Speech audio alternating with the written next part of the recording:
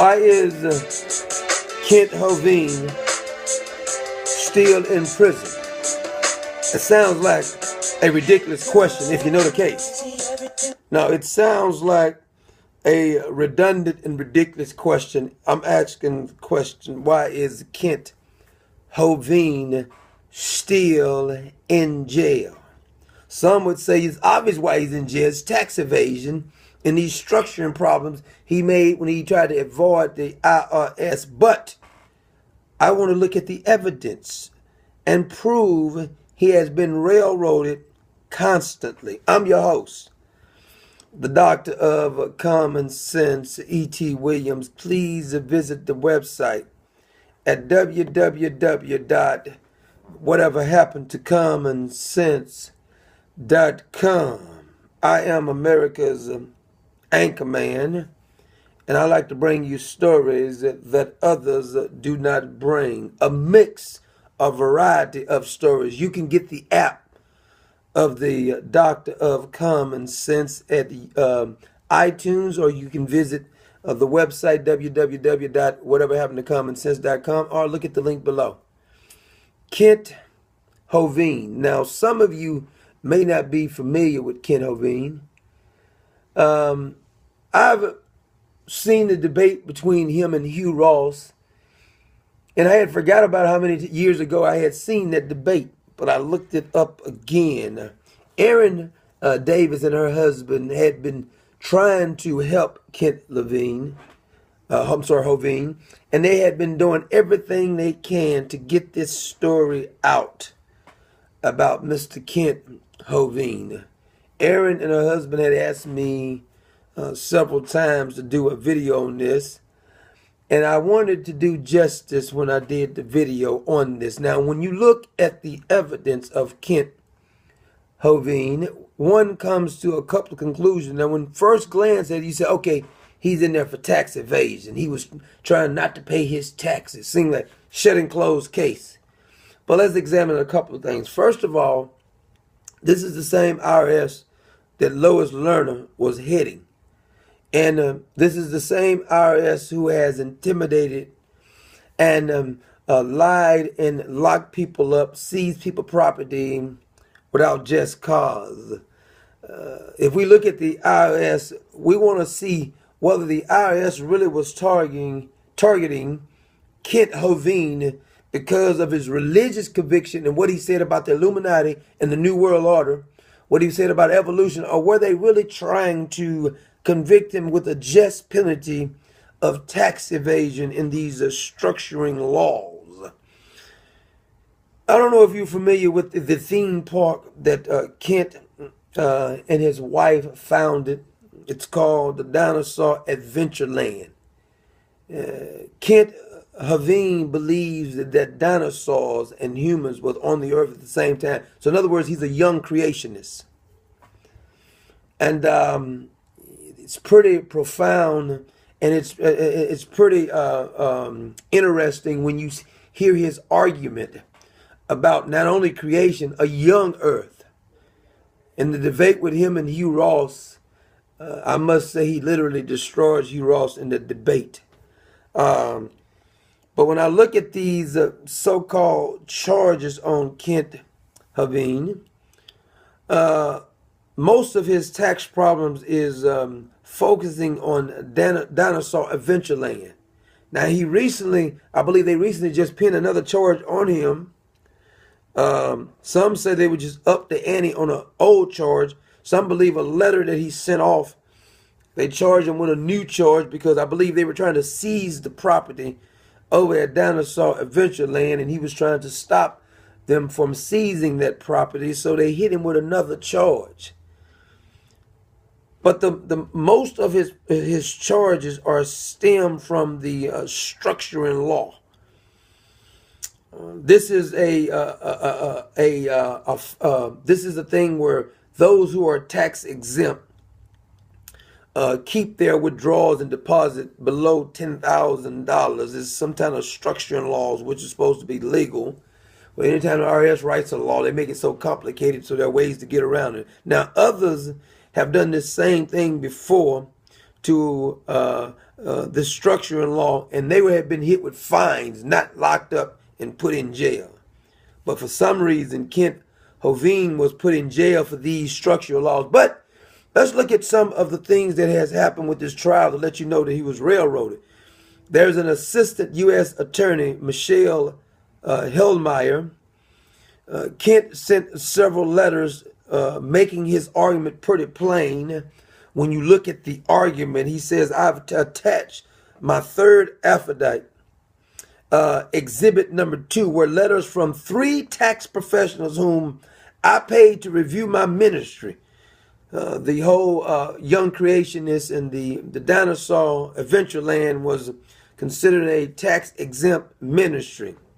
He said, I paid them to ensure I was obeying all tax laws that applied. He says the IRS booklet number 517 says I am to ask these 3 professionals. In other words, these are enrolled agents for the IRS. So he paid these 3 approved IRS agents in order to look over his records to see if he owed any taxes. Was he violating any laws? They all said he was violating no laws and he owed no taxes. The U.S. Attorney Michelle withheld these letters from the grand jury and the petite jury, it's called, to deceive them deliberately. He said he also attached several letters that I had written to the lead IRS agent who testified against him, an agent by the name of Scott. He sent him the letters. I believe they tried to get him for intimidating an agent too by sending him letters. He said he sent him letters from the tax professionals and asked him to please show me if I was violating any law. In other words, he wrote the lead IRS person, Scott, and asked him to show him if he was violating any laws. Scott never answered a single letter because they were trying to railroad him. As a matter of fact, the attorney, U.S. attorney, Miss Michelle, never even admitted this into the evidence. A full year, she had got this a full year before the jury and before the trial, but she purposely and maliciously withheld evidence that would have proven that he had not done anything wrong.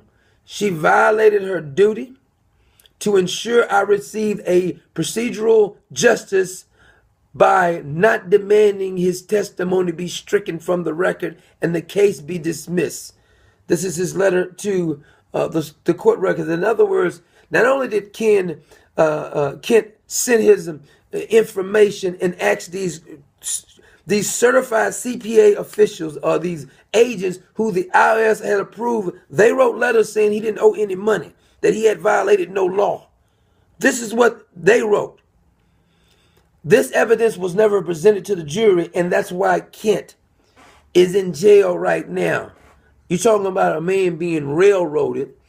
It may have something to do with his argument about the New World Order or his mockery of the evolutional system. He has talked about the Illuminati, some of his teachings. So technically, Kent may be in jail more so for his belief system than it has anything to do with any type of tax evasion. Because if he had truly violated the law and had been a tax dodger, why didn't these certified officials who the IRS certified, and also this agent who was the lead IRS agent, not address him and says, no, Mr. Kent Hovind, you have violated the law because of this. No one said anything until the trial, and then that evidence was withheld from the jury. So he's set now, rotting in jail for the last 8 years because justice is blind. Now, justice won't look at people like Bernie Frank, who had a prostitute, a young male prostitute, running a horse service out of his apartment while he was still a senator, congressman, or whatever. And no charges was filed against him. The justice system is just. What about Mr. Epstein, Bill Clinton's running buddy, the Jewish billionaire who was letting little girls massage him, bringing little underage girls in, having sexual encounters with little girls. I think we gave him a couple of months and he was on probation. He's back out doing what he does. Why is it so many child molesters have gotten off with crimes, and the IRS and our government goes for people like Kent Hovind? You think justice is not blind? You still trust in your government when they railroad people like Kent Hovind? Why did they charge a fine? No, they wanted to shut him up. They wanted to seize his property. They wanted to make sure he's made an example of, so the rest of you will learn to shut your mouth and not speak boldly. He is a preacher of the gospel, and he's unapologetic for it. He is also a creationist. He is also one who believes that the government is corrupt. He is also one that believes that the New World Order and this evolution is definitely a joke. Evolution is stupid, he said in one of his videos, stating how the foolishness of evolution. Now, people may believe that certain animals, certain dogs can create different types of dogs inside the species, but nobody believed that a dog was once an elephant. That is one of the stupidest arguments I have ever heard. He also mocks the Big Bang Theory. The Big Bang Theory. So in other words, he's stepping on a lot of toes, and one may come to the conclusion that it ain't got a dang thing to do with Kent's tax evasion, but it has more to do with his profession of what he believes in. Kent is still in jail right now, and all of us should be outraged because you too can be Kent Hovind. You too can easily be railroaded by the government, and be lucky if you got good people who's out there fighting for Kent. People like Erin and her husband out there fighting for Kent. We should have more people when you're down, when you've been railroaded, to stand up and fight for you. Because eventually, what goes around, it comes around again. No doubt about it. It ain't just called karma.